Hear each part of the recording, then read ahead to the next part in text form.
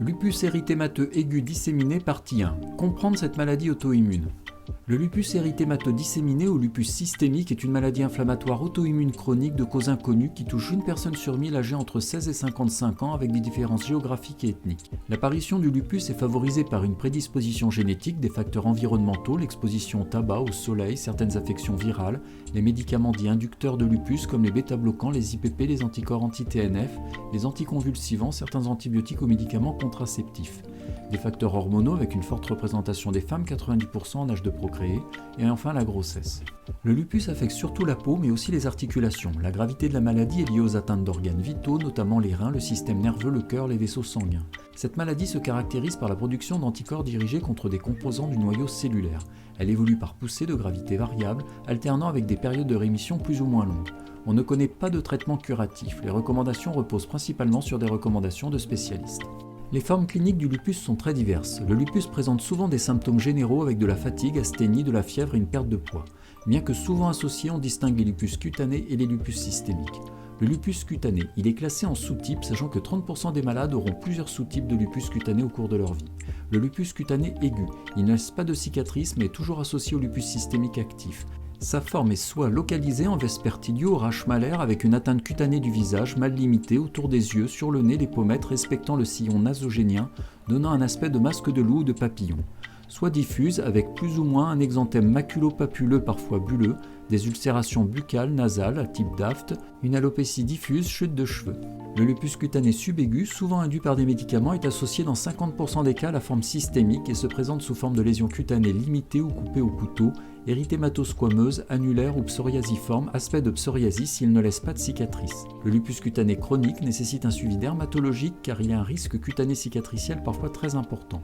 Il est associé dans 10% des cas à une forme systémique, on retrouve donc au niveau cutané la forme discoïde, la plus fréquente, localisée ou disséminée, plus rare le lupus engelure, et enfin la forme de paniculite lupique sous forme de plaques ou de nodules inflammatoires.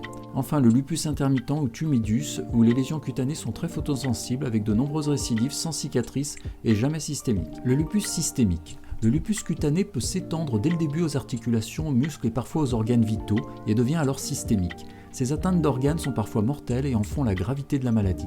On peut décrire des polyarthralgies distales, bilatérales symétriques, des petites articulations, touchant préférentiellement les poignets et les mains, d'horaires inflammatoires avec des rouillages matinales, avec parfois présence d'arthrite. Cette atteinte n'est pas destructrice, les articulations redeviennent normales en période de rémission.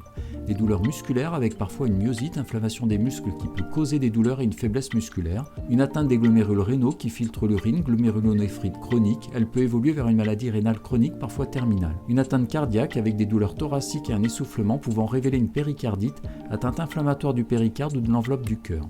Une atteinte vasculaire avec souvent la présence d'auto-anticorps antiphospholipides et un phénomène de Raynaud qui est un changement de coloration affectant la pointe des doigts ou des orteils, parfois accompagné de douleurs sous l'effet du froid ou d'un stress. Une phlébite ou une embolie pulmonaire, une thrombose artérielle, accident vasculaire cérébral ou infarctus du myocarde. Une atteinte respiratoire avec une toux révélant une pleurésie, une inflammation de la plèvre avec ou sans production d'un liquide. Une atteinte neuropsychiatrique qui peut inaugurer la maladie avec des maux de tête, de l'épilepsie, des hallucinations, une confusion, des troubles de l'humeur, des troubles dépressifs, des difficultés à se concentrer, des troubles de la mémoire, une somnolence. Pour confirmer le diagnostic de lupus, il relève de services spécialisés en médecine interne, dermatologie, rhumatologie ou néphrologie. Il est habituel de pratiquer un bilan sanguin avec la recherche d'une baisse du nombre de globules blancs, leucolymphopénie, d'une baisse des globules rouges, anémie, d'une baisse des plaquettes, thrombopénie, d'une augmentation de la vitesse de sédimentation, VS, sans augmentation de la CRP, une créatininémie, une protéinurie par bandette urinaire à la recherche d'une atteinte rénale, dosage des anticorps antiphospholipides qui sont présents dans 30% des cas, des auto-anticorps antinucléaires AAN par immunofluorescence indirecte qui sont des anticorps dirigés contre les noyaux des cellules. Ils sont présents dans d'autres maladies et même parfois chez les personnes non malades.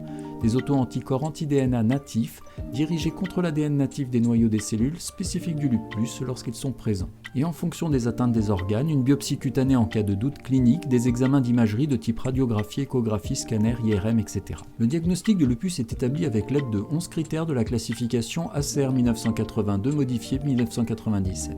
Il faut dans ce cas l'association de 4 critères sur les 11 pour obtenir le diagnostic de maladie lupus. Ces critères sont l'éruption malaire en aile de papillon, l'éruption en lupus discoïde, la photosensibilité, les ulcérations buccales ou nasopharyngées, les polyarthrites non érosives, la pleurésie ou péricardite, l'atteinte rénale, l'atteinte nerveuse, l'atteinte sanguine les désordres immunitaires et la présence d'un titre anormal d'anticorps antinucléaires. Plus récemment, la référence repose sur des critères de classification SLIC 2012 avec quelques items supplémentaires de classification. Chez les anglo-saxons, il est utilisé une classification à points, dit EULAR-ACR, avec la condition d'avoir des auto-anticorps antinucléaires. Vous avez aimé, likez et abonnez-vous à Dr No, disponible aussi sur YouTube.